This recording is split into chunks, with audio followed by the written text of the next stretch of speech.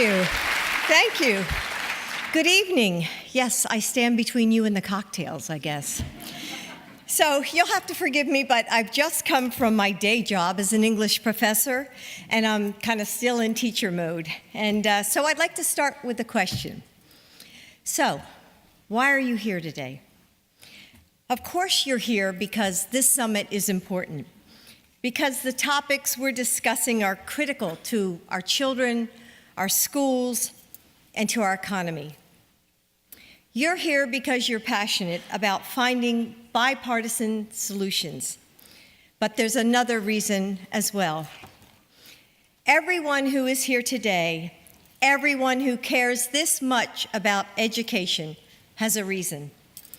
A teacher pushed you to dream you could make a difference. A child who inspired you to make the world a little bit better for her.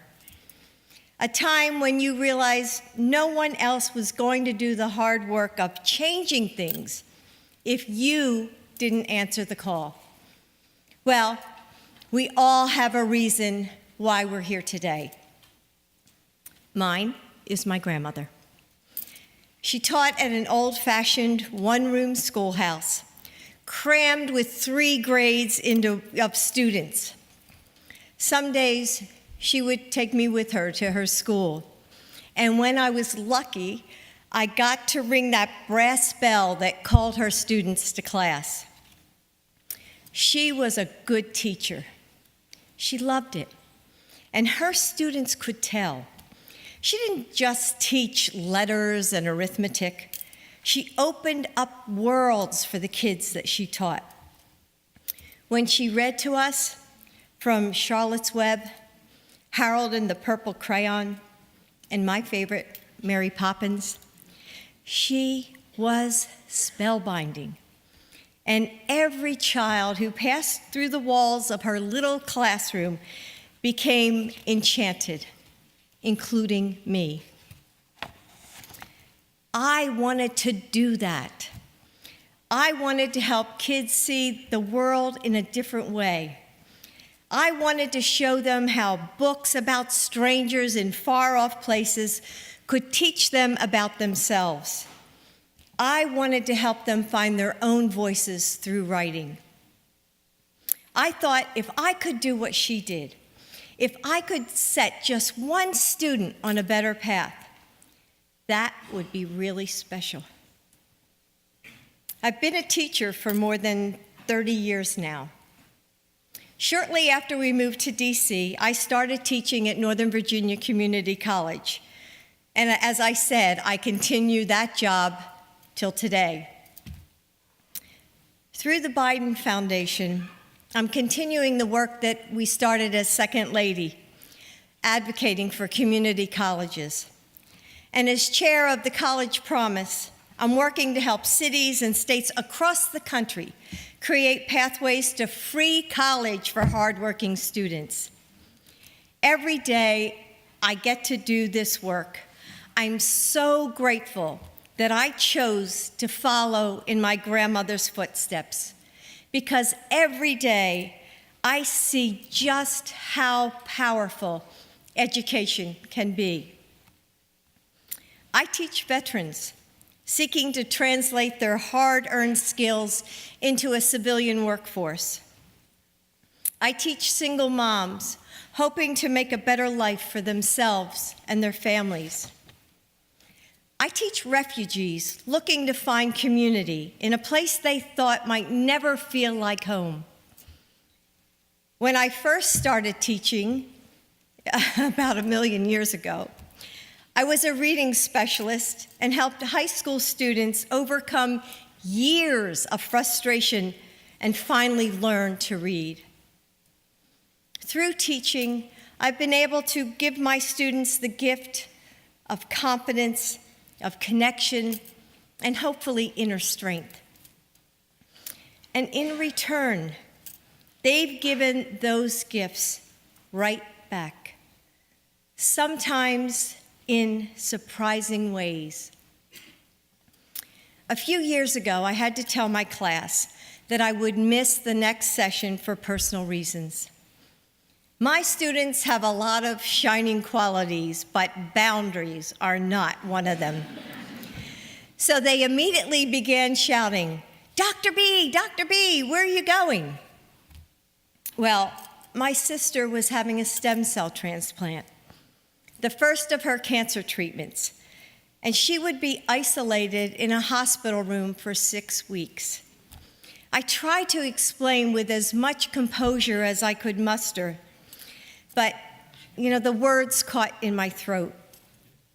I turned and I faced the whiteboard, hoping to hold back my emotions. And when I turned back around, the entire class was standing. They lined up and they gave me a hug, one by one. That is the power of teaching. Education connects us to our world. It creates opportunities. It helps us grow into the people we want to become. And when we give our students the gift of knowledge, they use it to lift up their families and towns and communities. We all rise. And that's why we're here today. From different administrations, from both sides of the aisle, from across our nation, we're here because we believe that quality education is a key to strengthening the middle class, because we believe it's the foundation of a strong democracy, and because we believe, in fact, we know that the future of our economy depends on it. When you turn on the news these days, it seems like there's no common ground left in this country. Pundits and talking heads would have us believe that the divide between left and right or rich and poor is just too big to cross. But when I talk to my students, when I travel, when I visit schools and organizations all over this country, that's not what I see. Everywhere I go, from remote rural towns to the busiest cities, people tell me they want the same things. They want a safe place to send their kids. They want them to learn and grow. They want them to have better opportunities than they did. Education isn't about red or blue. It's about our kids. It's about our economy. It's about our future. Because a stronger workforce, we all want that. Better wages for middle-class families, we all want that. Lower unemployment, we all want that. This is not a Democratic or Republican issue. It's an American issue. And America deserves the best educational opportunities in the world. When my grandmother died, she didn't leave behind a big estate, but what I inherited from her, and I still have to this day, is that brass bell that she used to let me ring. And when I think about that bell, I think about the way her legacy, that love of learning, of education, has rung out into the world like waves of sound. I think of every student she touched and wonder what amazing things they grew up to do. I think of the children who learned kindness and courage at her feet, and the adults they became. Perhaps they're public servants working to make our communities a little stronger, a little more fair. Perhaps they are community and national leaders like all of you. And of course, there's at least one teacher. One of my favorite poets from the 13th century Sufi master is the Sufi master Rumi. And there's a verse of his that I think about a lot. It goes, Let the beauty of what you love be what you do. We have all taken different paths to get here, but we've gathered to do the same thing. Come together to lift up our students, strengthen our schools, make a world that is worthy of our children, rise together. So I want to end by saying thank you again to the Reagan Institute for creating space for this important conversation, and to all the teachers, educators, and leaders who are here today. Thank you for your passion, for your commitment to our schools, for letting the beauty of what you love be what you do every day. Thank you.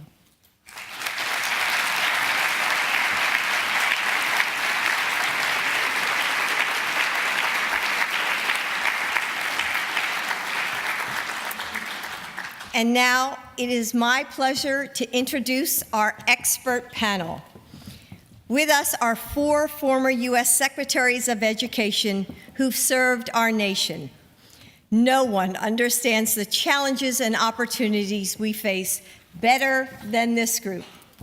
Please welcome Secretaries Paige, Margaret Spelling, Arne Duncan, and John King. And yeah, give them a...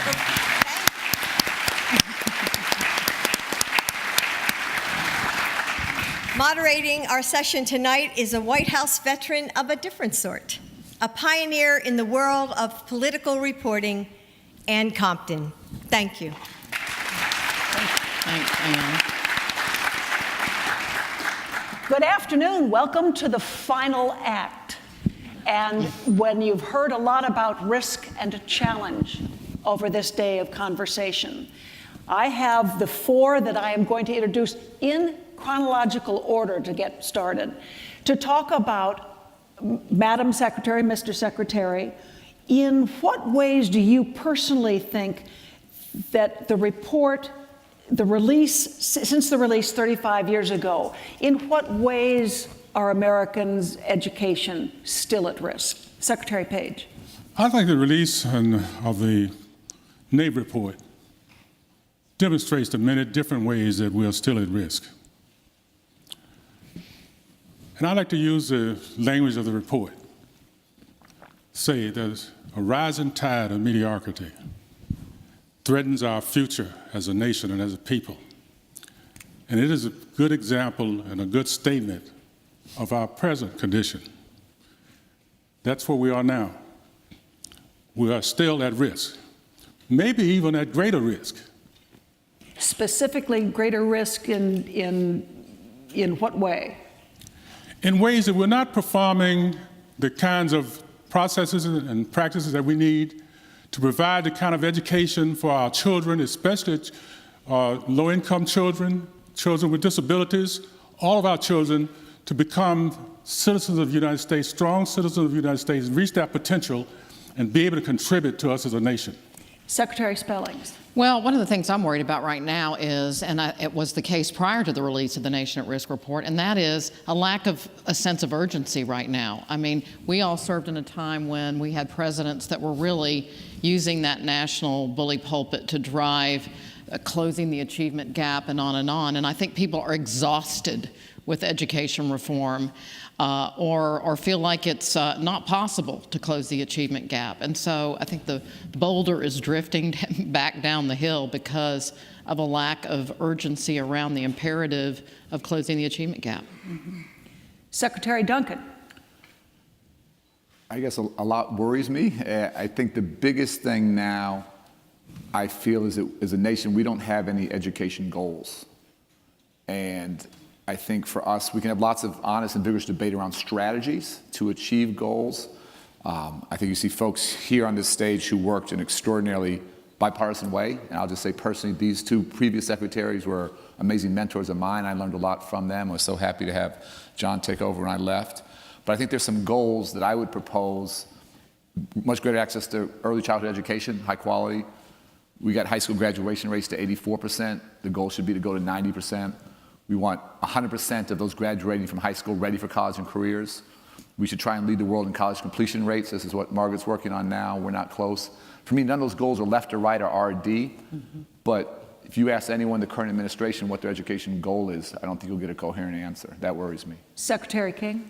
Yeah, I guess I agree with everything that's been said, and I would call our attention to another anniversary we just had, which was we marked 50 years since the death of Dr. King. And when you look at those NAEP results, one of the things that comes through most clearly are the huge gaps that we face for African American students, for Latino students, for our low-income students. If you look around the country, you see places that are more segregated today than they were 10 or 20 years ago. So we not only lack the urgency we need around education, we lack urgency around building a society that is just for all people.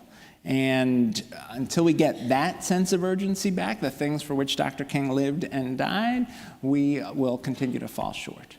Well, are the assessments that came out this week a red flag, and whose job? Is it now all the states? Can the states take on this authority and still get accountability? Secretary Spelling? Oh, Lord. You know, we have recalibrated the federal role over and over throughout our history. And, you know, I'm a good card-carrying Republican, but I would just say, and I think it's a very Republican principle, that when we invest billions of dollars on behalf of poor, minority, special education students, et cetera, that we ought to get something for our money. And we do that by focusing on accountability for their performance. And when it's, you know, every man for himself and, you know, the fine print of accountability plans, the wonkery, as these gentlemen know, about the way states can and do manipulate the system to leave kids out, it's just worrisome.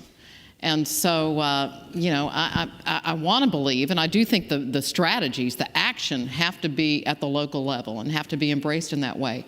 But if I had a nickel for every superintendent and every chief state school officer that said, thank you, federal government, for keeping that push, that wind at our back, because the pressure to relent at the local level is fierce, as Rod will tell you.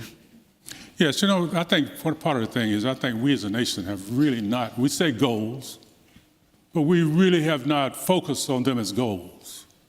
You asked about red flags. We ignore red flags such as this. We ignored the red flag of nation at risk. And that was a report in 2001 called the Hart-Rugman report that linked our education failings to national security. And I think that situation is even worse now. I think we're at greater risk now than we were even then. And I can't imagine a flag being redder or waved more vigorously than that. And that didn't attract the attention of our nation. It didn't move our interests in fixing this problem forward. I think we got a real problem here, and we got to find a way to fix it. There was an independent peer review of every Student Succeeds Act. It found that plans that the states, this report says, the states largely squandered the opportunity provided by the Every Student Succeeds Act to create stronger, more innovative education plans. Is it working from where you can tell? I know you are all out of the government service now, but can the states pick up and get the accountability and have the plans have been approved so far? Should they have been? Are they right? Secretary Duncan? Well, I don't think they squandered. I think they did exactly what they wanted to do. I mean, they knew what they were doing. That wasn't an accident. And I'll just echo what Secretary Spelling said, is we see this now, a push away from outcomes, from results from the left and the right. Mm-hmm. So the right, it's all about just local control. Like nothing about, is that better for kids or worse? Or are more kids learning? Or more kids graduating? It's just leave it to the locals. And these are broad stereotypes, so this isn't 100% fair on either side. On the left, it's often just give us more resources, but no conversation about better results for that. And so who is the voice for outcomes? Who's the voice for increasing graduation rates? Who's the voice for making sure more kids are ready for kindergarten? Where's the voice for more students being prepared to be successful in college and not take remedial classes? Yeah. You're not hearing that from either side right now, and that's a deafening silence, and that's a huge gap, and that hurts kids. That hurts kids. That's in the interest of adults. This is an important moment for you four to be able to offer knowledgeable advice, experience to those in the education field now. John King, let me ask you, particularly with your experience at the state and local level, the power under this new law has shifted to the states from the federal government. What would be your advice to local policymakers to take advantage of that while maintaining the accountability? Advice to the field. Yeah, well, one is states have to take seriously their responsibility to ensure good outcomes for all groups of students, right? One of the strengths of NCLB, there were weaknesses, but one of the strengths was the focus on the performance of groups of students, African-American students, Latino students, English learners, students with disabilities. States have to take that seriously. They can't give a school a pass just because the performance overall is better than average. Meanwhile, in that same school, African-American students are struggling or students with disabilities are struggling. So that's one. Two, states need to think beyond. There's an opportunity in ESSA for states to think beyond English, math, and high school graduation to things like chronic absenteeism, because we know if kids miss more than 10% of the school year, they're more likely to be retained in grade, more likely to drop out. So we can pay attention to that, then we have to act on it. Right? There's an opportunity to pay attention to not just whether or not students do well on their high school assessments, but whether or not they actually go on to post-secondary success in post-secondary education and training. Right? That can be built into the accountability system. We can ask, are all kids getting equitable access to advanced placement classes, or even just chemistry and physics, which we know aren't offered in many high schools serving low-income kids. So there's an opportunity for states to be smart about what they pay attention to, but then they got to do something with the data. The action part is critical. Are you intervening with evidence-based strategies in schools that are struggling? And are you, if a strategy isn't working, are you willing to do the hard thing politically and ratchet up the intervention to make sure you get to better outcomes? And I will say all of that responsibility is with states, but the federal government has a job to do here to enforce the law and to ensure the civil rights guardrails that were part of that bipartisan law. You know, I just want to add quickly is, you know, and George H.W. Bush was so instrumental in this. You know, if and when we're going to empower states as the laboratories of innovation and all of that, then we need convenings. They need to be learning from each other. You don't see that kind of summit and those sort of gatherings, the president, you know, that really keep the momentum behind governors that are doing the right thing. I remember when 43, Governor Bush was running for president, he and then North Carolina Governor Jim Hunt, who would have thought I'd end up there X years later, you know, essentially we're doing the same kinds of policies. Rod, you'll remember the Rand report that called out North Carolina and Texas. So states were seen to be leading the reform movement. And I wouldn't say that that's true now. I remember that very vigorously.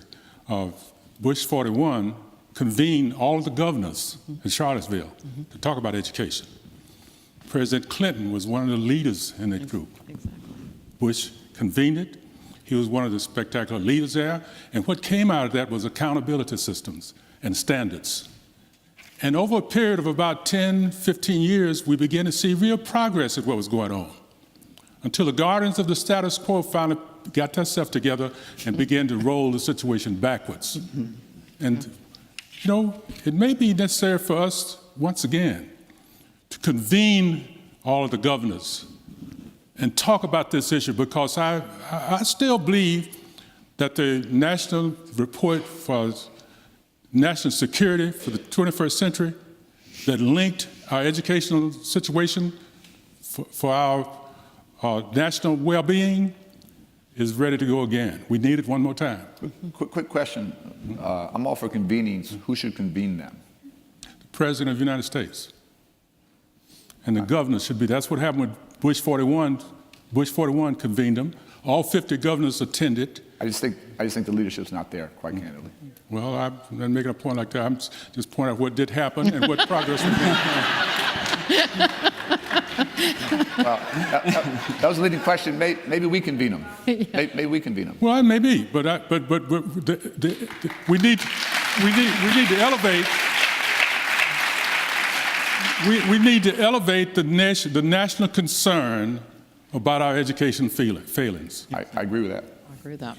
Let me ask something as a reporter, because the prominence of education, no question, those of us who covered the White House I covered over a span of 7 presidents, education was usually not the top first 3 stories in an evening news lineup. And when you look at school coverage now, it's often much more about resource officers and lockdowns than it is about goals and how to reach those goals.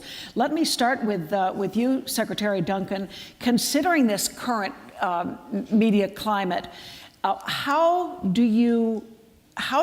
can a learning society, as the RISE Summit calls it, how can a learning society propel education to the top of that national agenda? That's a perfect question. I don't have a good answer, but for me, that's the biggest issue. If you ask me what our biggest problem is, for me, our biggest problem is that no one votes along education. And again, we can debate any micro strategy, and that's fine to debate. If we just had a lot more people across the political spectrum, left and right, for governors, for mayors, the federal level, who cared about outcomes and hold those elected officials accountable, that would change everything for the better. Everything for better. But no one, if you watch the presidential debates, it breaks my heart. Education isn't discussed. It isn't talked about on either side. And so that is I'm not answering your question because I think we've all collectively failed on that. We have failed to make education an issue that anyone votes about. Well, Secretary King, another motivating engine of this is parents. The parents of the kids who are in school, and they can't do it alone. Just quickly, I'll let them answer. The problem is if you poll Americans' parents, they all say their school is good, but the rest of America's schools are not. That is not mathematically possible. That's called cognitive dissonance, but it's just like everyone likes their congressman and hates Congress. Right. Yeah. Those 2 things poll identically. That's the challenge. I'll let him solve it. I don't know the answer. Well, part of the answer is in truth-telling to parents, right? We have to give parents a realistic perspective about where their kids are relative to their peers in the United States and across the world. And as folks understand where we are, then that helps to organize the pressure. But 2 hopeful points. One, there are states where I do think you see a strong leadership from the business community in particular, saying if we don't get this right, we have no economic future as a state. So I think about Tennessee. You know, you've got a conservative Republican governor, conservative Republican legislature that have prioritized investing in education and urgency about education equity because of a partnership between the business community that is saying we need an educated workforce for the future of our state, and a civil rights community that is organized around trying to work urgently to close the gaps for African American and Latino kids throughout the state. And so they have a commitment, Drive to 55, that they're going to get to 55% of the adults having a college degree or post-secondary credential.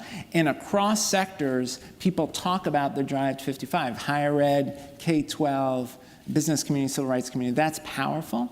The other thing I'd say is every problem we have in education is being solved somewhere. Yeah. Right? There's nothing wrong with education that can't be fixed by what's right with education. Somewhere, people are solving. They're getting career and technical education right in a way that prepares young people for success in college and jobs. They're getting English learner education right in a way that gives kids access to English but helps them become bilingual.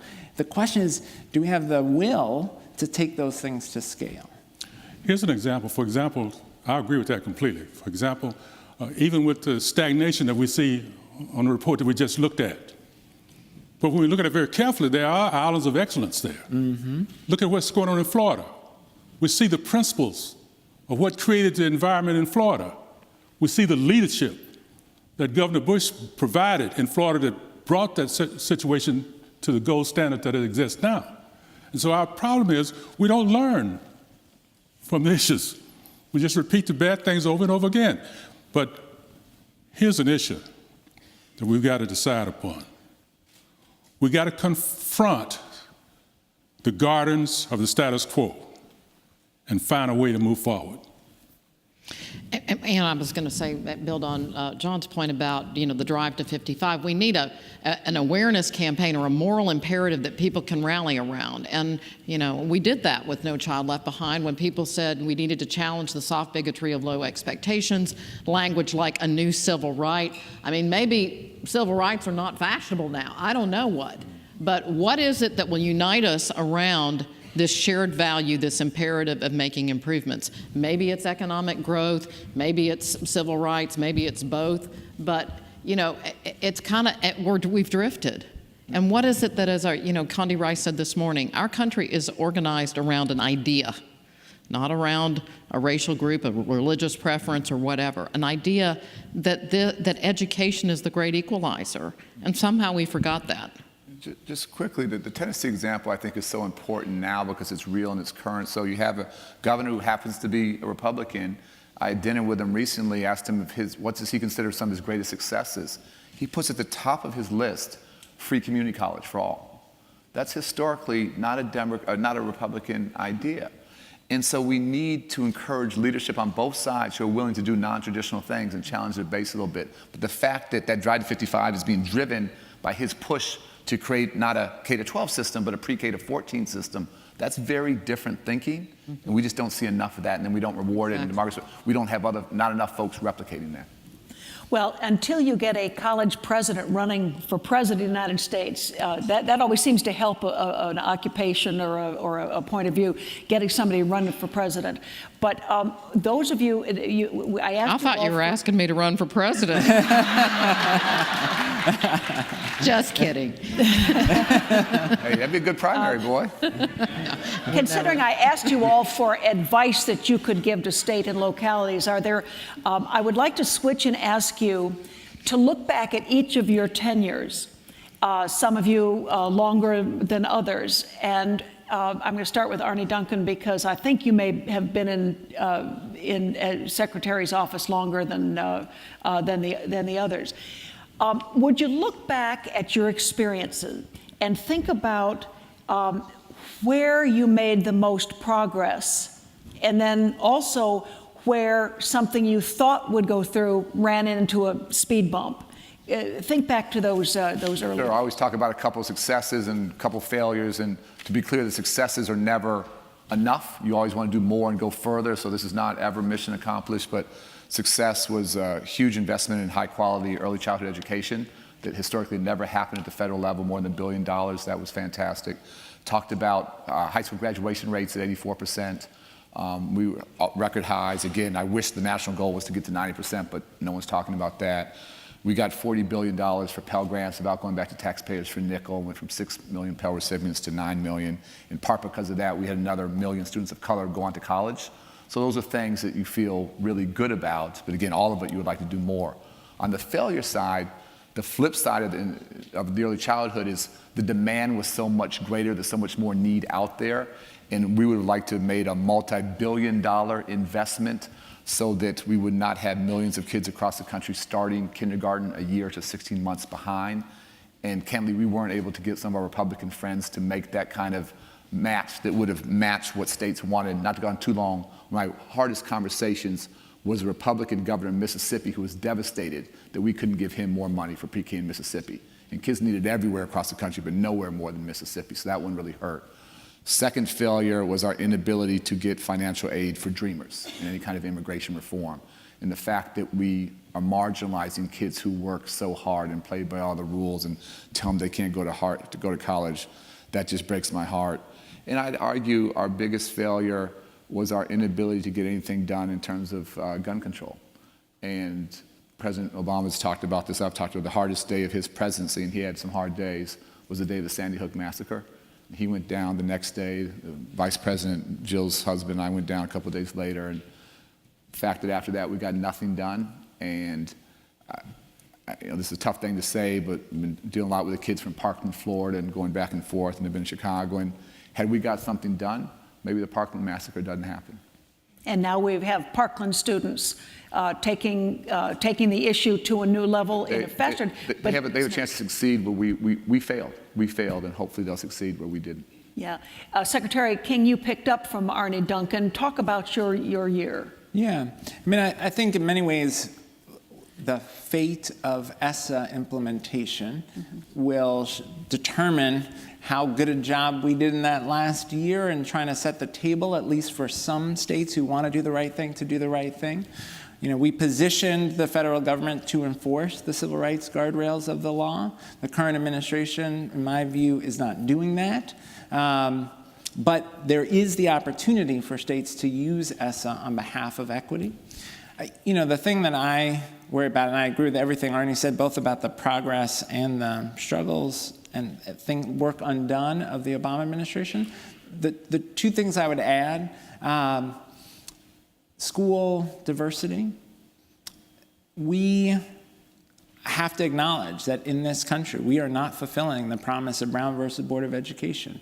You can go to schools here in this district. You can go to schools where there's one school that has 90% low-income students, all students of color, and within a mile, a school that has 10, 20% low-income students and dramatically fewer students of color. We are still running segregated school systems throughout this country, and we have not done enough to tackle that issue. We tried in the administration to persuade Congress to put resources towards accelerating school diversity work. Kids do better, low-income kids do better, kids of color do better when they have access to the resources that in American society typically follow white, middle-class, and affluent kids. And white kids do better when they have the opportunity to go to school with a diverse student population. The other place it's related, where we started to do some work, but there's so much more to do, is around diversity of teachers. You know, a majority of the kids in our public schools are kids of color. Only 18% of our teachers are teachers of color. Only 2% of our teachers are African American men.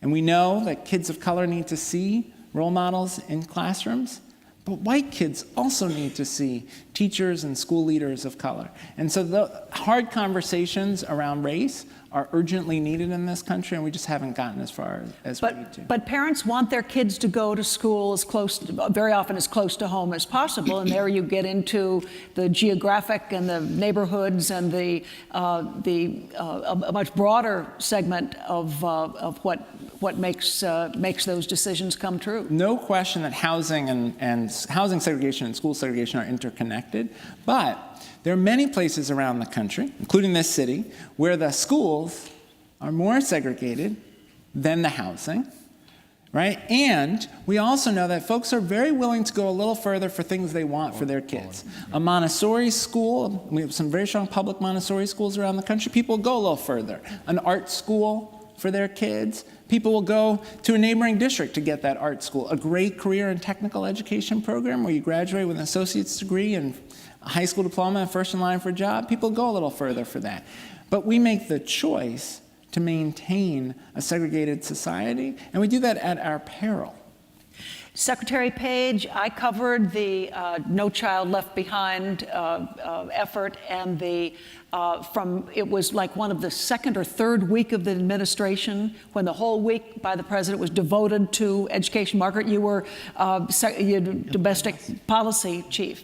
And I remember President Bush reaching out to Ted Kennedy and then telling us that he had to go back down to Crawford, Texas, and explain to the boys at the coffee stop in Crawford why he was even speaking to Ted Kennedy, who the guys in Texas thought was just about the impersonation of evil because he was a liberal Democrat.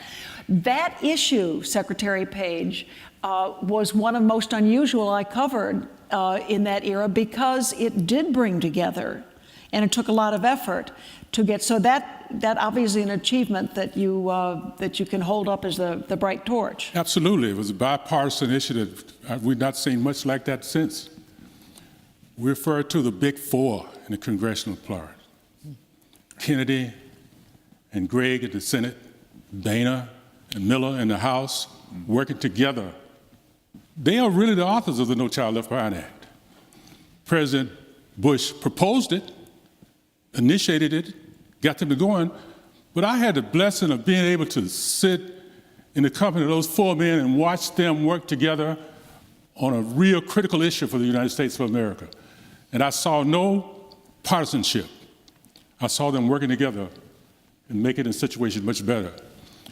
And that's what's going to have to be is going to happen for us to make this better. But there's some really tough issues that we got to face. And we can talk around these issues, but if we don't confront them, we're not going to get anywhere. And just There's a strong movement now, for example, that seems to ignore the fact that just before 1990, we had a real problem with our performance of our kids. Then the summit at Charlottesville, Right. standards and accountability for those standards were put on the table, and you could gradually see the change that took place up through the next decade and a half.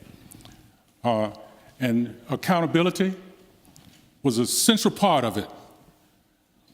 But now when you see the tax on accountability and then moving backwards, you see our progress moving backwards. Absolutely. Accountability is an important part of education reform and education work, and the extent to which we allow that to go by without facing it, we'll pay the price for our continued failures for kids to perform right. Let me get to Secretary Spellings before I go back to you, Secretary Duncan. Margaret, you picked up from Rod Paige as secretary. Right, and I, like Rod, saw them work together. I have on my office wall the bill signing pen and the Senate vote, which was 87 to 10. That's right. In the Senate. Hard to believe you could pass a motion to adjourn 87 to 10 these days on something that affected every community in this nation. That's right.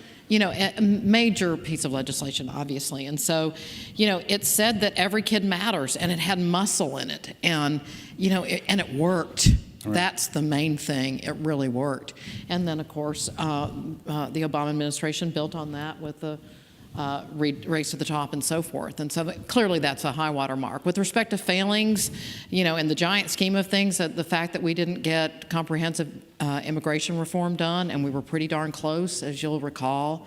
It's kind of like Arne's issue with guns. Would we have all this DACA issue if we had gotten a solution then? Anyway, coulda, woulda, shoulda. Yeah. Secretary Duncan, had you wanted to jump in? No, just quickly, it's almost like it feels like a bygone era where you had a big four and people could talk and solve stuff. And I'll go back again that we don't vote for people who are allowed to compromise. Like that's seen as a sign of weakness. And we can argue the pros and cons and no child left behind, what worked, what didn't. Right. But the point is you had great leadership on both sides, finding common ground. You said not working in any partisan way. And that's what our country needs. And that's, again, we don't vote for people. That's seen as weakness, not as strength. And so that worries me a lot. And, they don't come any more liberal than George Miller and Ted Kennedy or any more conservative right. than John Boehner and Judd Gregg. That's right. So. Yeah. Certainly, each of you must have had experiences in visiting classrooms, visiting schools that made a deep impression or even somewhat changed the kind of ivory tower view you had back in Washington. Secretary King, can you think of a classroom visit or a particular student or a particular community that impressed you during your tenure? Yeah, I'll share with you one experience around technology, because everybody's talking about how technology is the answer, right? And personalized learning is the answer. But I have to say, I visit a lot of schools, I still do. I've been in a lot of schools where the way they're using the technology is they just took the worksheet, and instead of having it on the desk, it's on a screen, right? They're actually not using technology to change learning. One exception to that was a classroom I visited, a Project Lead the Way classroom. Kids were doing pre-engineering work. Kids were working in pairs. So if Arne and I were a pair, both of us would do computer-assisted design. These are high school students. Arne would do his design on his computer. I'd do my design on the computer. Then we'd swap designs, go into the shop. I'd build Arne's design. He would build mine. Right? That's real performance-based assessment. That's really using the technology to make a different kind of learning possible. Unfortunately, I don't see enough of that. But that's the kind of thing that would inspire me about what's possible in schools. Any recollections you have? I traveled with the president and you through schools all the time. Three very fast. One was Columbus, New Mexico, which was the border of Mexico, where kids who lived in Mexico but were American citizens crossed that border each morning to get an education, just the thought of the American dream. And teachers and buses meeting them at 6 in the morning to bring them. That was really powerful. Second was Worcester Tech, which was a career and technical school in Boston. Outside of Boston, it was horrific. And it had the traditional auto body and mechanics and that kind of stuff, but they had a credit union in the school. They had a fully functioning veterinary clinic in the school. They had a place that if you were going through chemotherapy, you could get a wig at the school. So the school became the center of the community. The final example was in Carrollton, Georgia, which is rural, white, poor, where kids who by every measure were the most at risk to drop out, none of the kids I talked to had parents who graduated from high school, they spent half the day on the second floor of the building going to school, and the first floor, they ran a Southwire plant. They ran the plant, they did the tech support, they ran the shifts, and that plant ran it as a profit. So the kids who are most at risk of dropping out were driving a productive business. I remember reading with a little girl, and I think it was maybe in Baltimore or somewhere up in this area, and she asked me if she could go home with me. She's a little whippersnapper of a reader, and it hit me that, you know, the best part of this child's life was her school and that environment. And I think, you know, we do that over and over every day. One of the things that used to drive me crazy and still does is when I hear people say, you know, some parents just don't care about their kids and what kind of education. I just reject that in every single way. I never met a parent anywhere that didn't want the best for their child. Yeah. Secretary Paige, thinking back to your the first term of the Bush administration, I covered you as well, going with the president to so many places. Right. Indelible impressions? I think probably the most indelible impression was my trip with the president to Florida.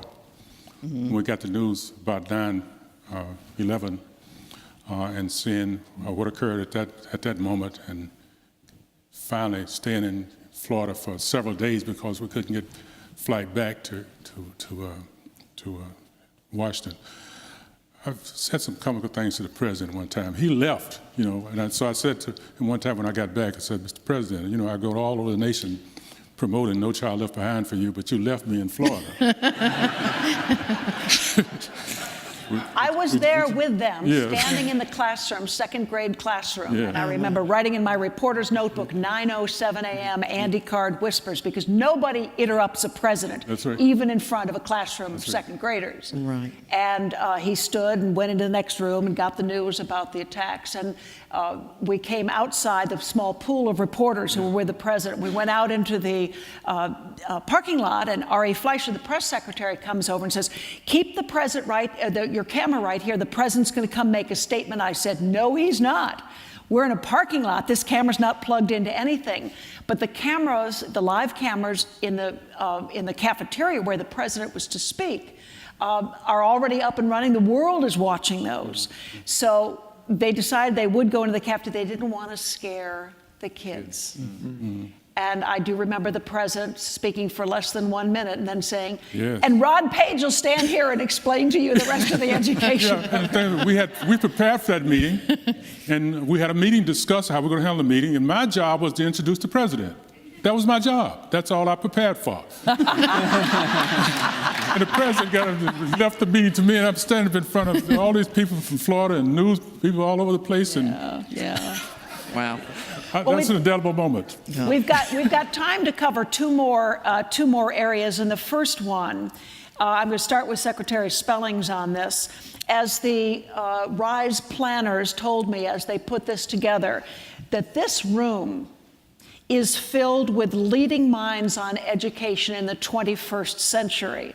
And they asked me, how can everyone present in this room and the stakeholders who could not be present but hopefully are watching on live streams or will watch the archived video, how can they affirm their commitment to educating all of our children to be engaged citizens and prepared for the 22nd century? How can we make progress together? Now, you've touched on this about trying to bridge across partisan divides, but could each of you think, starting Secretary Spellings with, and you're now running a university system where you bridge divides as well, there have to be ways to make sure that American education moving ahead, not looking back 35 years, but moving forward, that forces can be brought in to build together.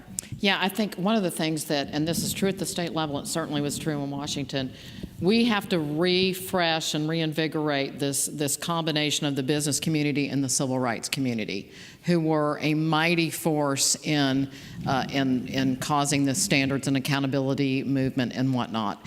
And you know, as some have determined, the forces of the status quo on both sides of the aisle, you know, are on an ascent at the moment. And, you know, they do a good job. They have their reasons. They represent vested stakeholders. They represent people on the payroll. That's what they're supposed to do. But we together have to restore that coalition of the business community and civil rights community, and we need to do it locally.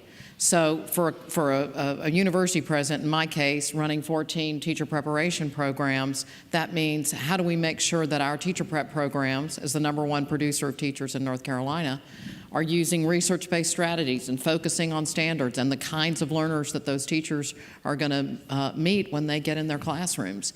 So what's your piece of the action? Identify it and go to work on it. Yeah. Let me go down, Secretary Duncan, the kinds of things projecting forward. So I think that business civil rights coalition is a powerful one, morally, economically, and I second that.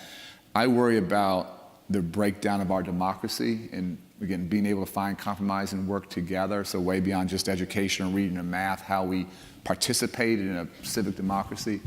I don't have easy answers. I just keep coming back to we need to create opportunities for kids to serve and serve together, whether it's middle school students or high school students or college students, to work together to better their communities, and that cuts through race and class and backgrounds or whatever. And the more we can have kids actively contributing and working in teams of kids that aren't like them from different backgrounds, I think that's one way to start to build some trust and start to build relationships that hopefully will stay with them as they become adults. Yeah. Secretary King.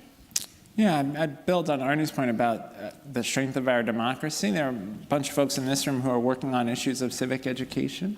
I worry that, as a former high school social studies teacher, I particularly worry that social studies and civic education don't get the attention they should in schools. We were talking earlier, some of us, about the fact that studies show that maybe as little as 16 minutes a day are spent on social studies in the early grades in elementary school. We need to prepare young people not only to succeed in English and math and get good jobs, but we need to prepare them to vote, to actively participate in government, to go to town hall or community meeting in their town and convey their ideas and concerns. We see that in the young people from Parkland, but that's not by accident. That's because of an intentionality in Broward County about preparing young people to do public speaking and to engage in community service and to read critically and make good arguments about the ideas that they have. So we need to invest in a sort of bipartisan, nonpartisan way in social studies education, civic education, programs like Make the Challenge that's in the room that helps young people design projects around civic engagement, or iCivics that's in the room that's creating games that get kids to learn the knowledge they need to be good citizens. That work to me is critical. If we don't do it, we will see voter participation continue to go down, and we will lose our democracy. And Secretary Paige. Yeah, I would like to build on that comment that you were making. I'm very concerned about this because I think that we have a national priority that's not focused on education. And I think that education does deserve a higher ranking in our minds. There's plenty of evidence of this. School board elections would be a good one, mostly in the teens. And so we say that it's for the public is not embracing public education. We need to have the leadership to go out and help explain to this nation why it is important that we win the education battle. The report on national security for the 21st century by Reagan and Hart barely got a bleep in the public's attention. And it made really stark statements about why it was important that we elevate our education aspirations. And so I just look forward to the leaders such as those in this audience and those here to find ways that we can get our public to pay more attention to this critical issue that defines our democracy. It's more than just an economic issue. We need great people to have a great democracy. And so that's my concern, and I look forward to this panel and this audience spreading the word that we need to elevate the priority for education in the United States of America. And the media needs to, media is a big word now, rather than just news coverage, but a whole sense of communication and media in this country are not spending the kind of attention on the substantive issues. Yeah, they're spending attention on crime and things like that, and there are a lot of bad actors like that sometimes in education, but the education policy and education process is what we need more attention on. But you know what, Ann, I think, we all, and we're here because we want to solve problems, and we talk a lot about what we're doing wrong. And I think the public gets exhausted and thinks, oh my God, this is just an intractable problem, we can never. Is it possible to close the achievement gap?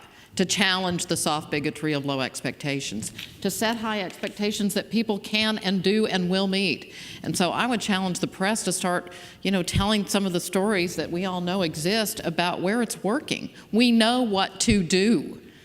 And please help us tell the folks that it can be done. Secretary King? Yeah, I think that's exactly right. I mean, we have this podcast we did at the Education Trust called Extraordinary Districts, and we tell the story of the progress that Chicago has made, right? We tell the story of the progress that Steubenville, Ohio has made. We tell the story of the progress that Lexington, Massachusetts made. Now, Lexington is an affluent community where the superintendent identified that it was an affluent community that was doing well for a lot of kids, but was doing not well for African-American kids. African-American kids were struggling and were not getting what they needed, and so the superintendent organized the district in partnership with his union, organized the district to look at why, to change teaching practice, to do professional development for teachers, to change teachers' expectations, to challenge teachers around whether or not they were giving the same opportunities to kids of color as they were giving to white students. And Lexington, Massachusetts changed the outcomes for their African-American students. We tell those stories because there are all these great stories of success, and we've got to get more places to adopt those practices. And that's the job, I would argue, of the federal government and the state, to both identify those, lift them up, but then push people to do them. It's not okay to just be satisfied with chronically low performance. Let me ask you as well, Mr. Secretary, civil rights groups have sent letters stating that the plans of the U.S. Department of Education that the department has already approved, they say actually violate federal laws. Was the Secretary wrong to have approved the plans that have been approved so far? I mean, it's clear that there are plans that allow states to overlook the performance of groups of students. That is, to look at school performance without respect to whether or not African-American students are improving, Latino students are improving, English learners are improving, students with disabilities are improving. That does violate the very civil rights guardrails that were intended in the bipartisan law. But my hope is that the department will listen and change course. One of the great privileges of the job that we all got to hold is that you spend a lot of time talking to students and parents and teachers, but then you have to actually listen. And it's important to listen to the folks who are saying, hey, we can't ignore the chronic achievement gaps that we have all across the country. Well, and I think it's also incumbent on us to point out to governors who are not edu-wonks like we are about the fine print of their state plans. That these super subgroups and the definition of the academic year and the confidence interval and all the wonkery that undergirds their plans are letting a lot of kids fall through the cracks. Just to be a little provocative, I always just try and be honest and blunt, is that, I just, again, speaking personally, if we're going to wait on this administration to take civil rights protection seriously, I think we're going to wait for a long time. And I think we got to come at this a very different way. I'll go right back to the gun issue where we as adults have failed and students are stepping up and challenging all of us in some very different ways. What if we had students walking out of schools where they don't have access to AP classes or don't have access to technology? What if students took ownership of this and didn't wait for adults, and didn't wait for the federal government? That's the kind of leadership that I think we desperately need. And a lot of work to do on the gun issue, but if the education issue can move in parallel and be led by teens demanding for themselves and for their younger siblings a much better education, that would cut through any of the silliness here in DC. I wanted to close by asking a kind of a 35-year question, not looking back at 35 years ago, because I had 4 babies during the Reagan administration. And I have all 4 of them are now grown, all 4 are married. The baby is finishing his chief resident year. He's a pediatric orthopedic surgeon. So my kids have, and I've got several grandchildren, all girls. And so I now look at education from the point of view of a parent who, from the time that the report came out 35 years ago, through No Child Left Behind, through the new ESSA, my grandchildren are going to be adults 35 years from now. I'd like each of you to think, and this is unfair to surprise you with this, but what can you imagine American classrooms and American schools looking like 30 years from now? Technology that we hadn't even thought of before, the resources of who will want to be teachers, who will step up, and whether the balance between the federal government, state and local control, whether that will begin to shift. Does anybody want a first crack at what we'll see? I'm going to hit John King first. What the state of education might look at 35 years from now? I'll tell you what I hope it looks like. I mean, That's fine. I hope that we have classrooms that reflect the diversity we value, that kids have an opportunity to learn with kids who are different from them and to learn from each other. I hope that we have classrooms where technology is used as a tool by teachers to strengthen kids' learning experience, not to replace teachers, but as a tool to support them. And I hope that we have learning that is active and engaged. I have an 11-year-old and a 14-year-old. They come home every day, and they let me know which classes were engaging and which were not, right? The science class where there's an experiment and you are seeing something amazing and writing about it and coming to understand how the world works. The social studies class where you're debating a current events issue in the context of what the founders said about it, right? Those are the things that inspire kids, so I would want all kids to have that all day. And we do have schools like that. They're just not available to all kids on an equitable basis. But the last thing I'd say is, at the center of schools is the relationship between teachers and kids and the work in which they're engaged. And 30 years from now, that's still going to be true. It was a relationship with a 4th, 5th, 6th grade teacher, Mr. Osterwald, that saved my life when my parents passed. He changed my life. If not for him, in my New York City public school, I wouldn't be alive today. And 30 years from now, there's going to be a kid who the only person in their life, and it goes to Margaret's point, the only person in their life who's giving them a place that is safe and supportive and engaging is a teacher. And I hope that that teacher is there saving that kid's life, because that's what teachers do every day.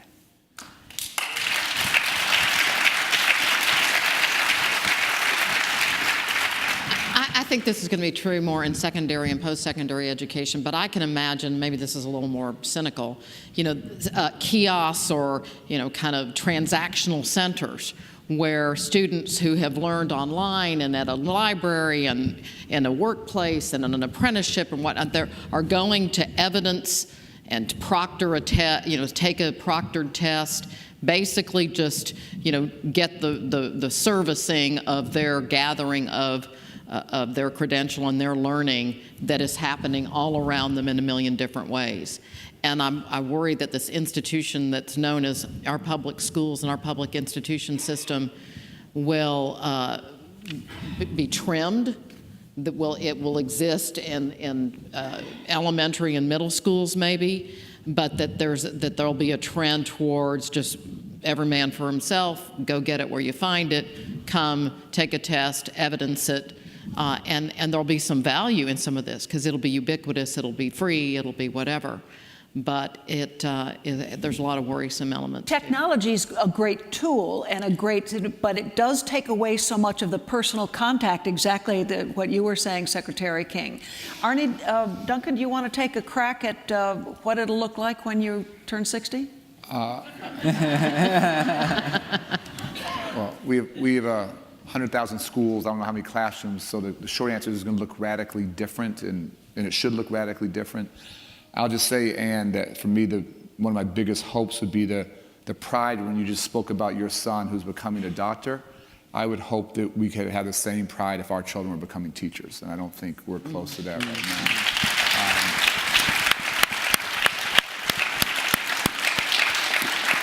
Today, not enough parents or grandparents would speak with that level of genuine, authentic joy if their children were going into education. So if we can fundamentally change the status and the value of educators, to go back to John's points, how important, so that'd be, for me, a fundamental transformation that we're not close to. The second one, I'll just go back to my other point, is I would hope every school or kiosk, whatever it is, would understand the importance of their role in having us become the best educated nation on the planet, and what they're going to do to contribute to that. And again, lots of different strategies, lots of different debates about how to do that, but having a real clarity around goals and how all of us in our own ways are contributing to this larger goal. Those two things happen, that would make me much more optimistic. And that will be a factor of political leadership, governmental leadership? Again, I'll put it on us in this room. I never blame politicians, I blame us as voters. And it's us as voters holding everyone accountable across the board for having clear goals and either making progress or not towards those goals. Coming back to Secretary Paige to let you close out as you open it up, the senior member here. First of all, I'd like to thank my colleagues here for their comments and their thoughts and their leadership in this very delicate field where leadership is so needed. And I feel a little optimism because of the existence of technology that is picking up speed so fast that it's just forcing change in our education system. And it's pretty difficult to imagine what it's going to be like. At one time, I was a little pessimistic about the change because we are still operating with a system that matured in the late 19th century and early 20th century. There are also guardians of the status quo who are not interested in change. But that's been overcome now by leadership and also by the interest of parents and business people about getting their children a great education. So I'm beginning to pick up a little optimism about that now. I think what we're going to see in the next 15, 20 years or so reestablishing our U.S. leadership in education relative to our Asian and European neighbors. Well, ladies and gentlemen, I hope this brought to a good conclusion the kind of very broad-reaching, looking both back and forward for this conference. Please thank Rod Paige, Margaret Spellings, Arne Duncan, and John King. Thank you all.